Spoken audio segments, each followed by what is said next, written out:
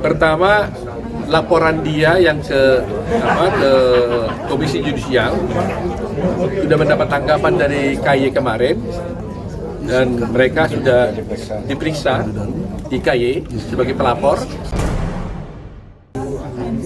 Pertama kan kita laporkan hakim kan, itu sudah diperiksa oleh KY.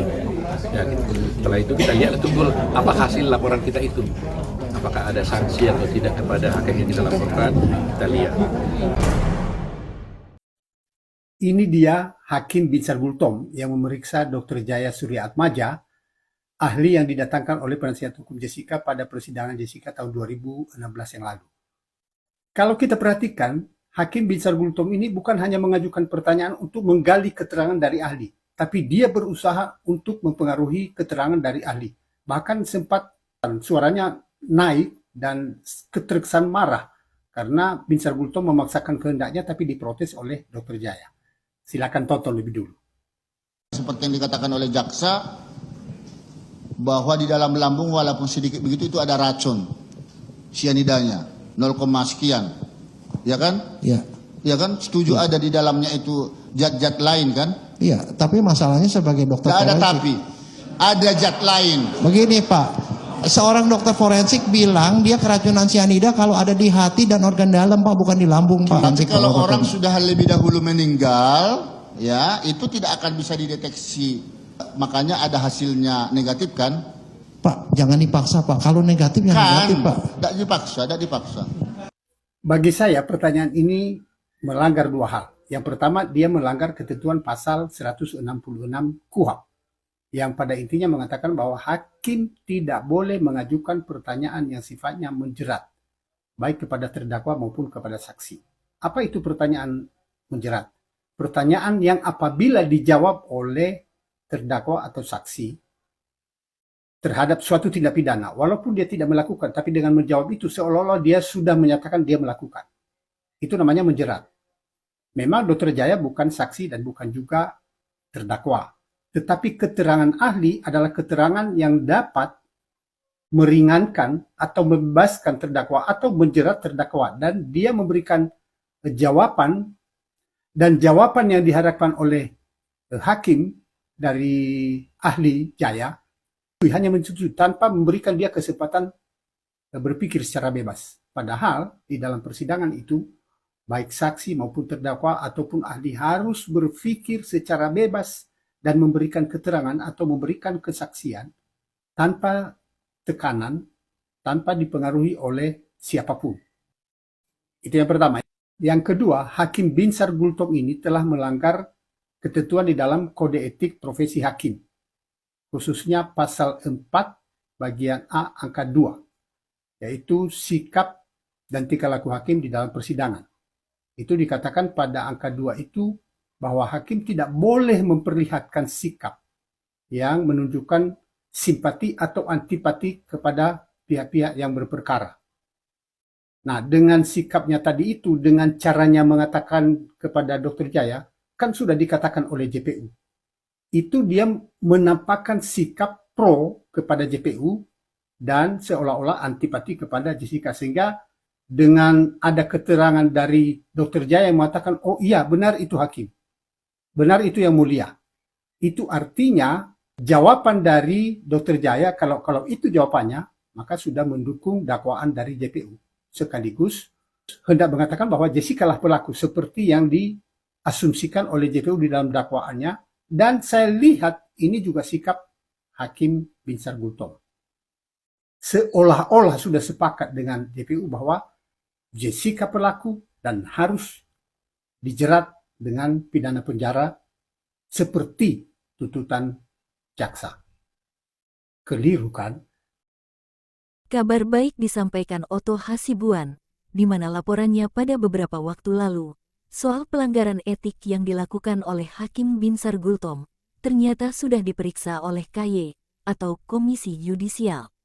Kini, tim Otto dan pengacara tinggal menunggu keputusan dari Komisi Yudisial, sanksi apa yang akan didapat oleh Hakim Binsar Gultom akibat perbuatan yang telah dilakukannya itu.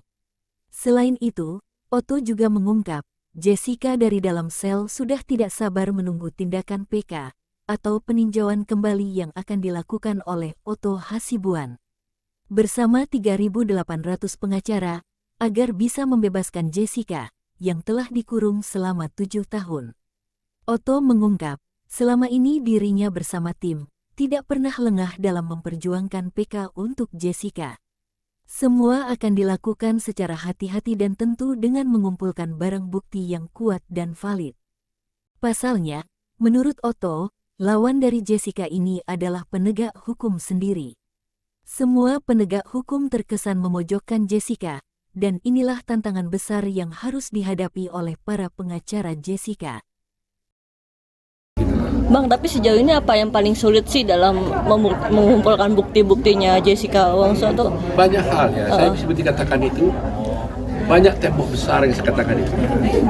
Coba aja dulu, ada juga komentar-komentar dari advokat ya, yang namakan apa itu namanya itu. Ada pihak-pihak lain mengatakan bahwa ini adalah drama kita, desain kita katanya kan aneh di dunia ajaib kan. Nah, jadi itulah salah satu contoh-contoh bahwa betapa besarnya tembok-tembok yang kita hadapi. Kita berbenturan dengan institusi hukum, ya, institusi penegak hukum, kejaksaan, kepolisian dan sebagainya. Nah ini kan tidak mudah. Jadi kita tidak berupaya untuk bisa berkelahi dengan mereka kan, tapi kita berharap mereka juga harus membuka pintu seluas-luasnya untuk keadilan itu. Jangan formal gitu. Kalau mereka hanya berpikir menang kalah, ya negara kita akan repot. Gak boleh dalam hal ini menang dan kalah, tapi salah atau tidak.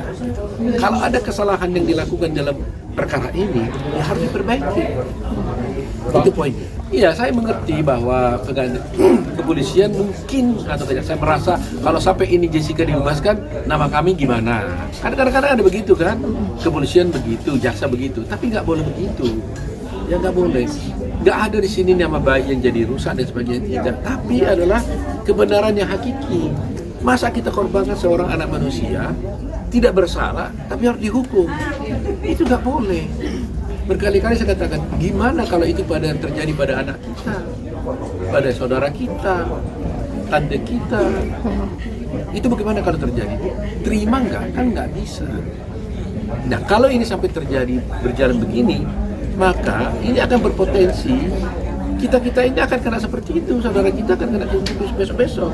Jadi makanya saya berterima kasih kepada teman-teman wartawan yang terus mengangkat kasus ini. Ini perjuangan kami ini juga perjuangan Anda sekalian. Jangan sampai jadi kita, Anda, saudara kita bisa mengalami nasib yang sama.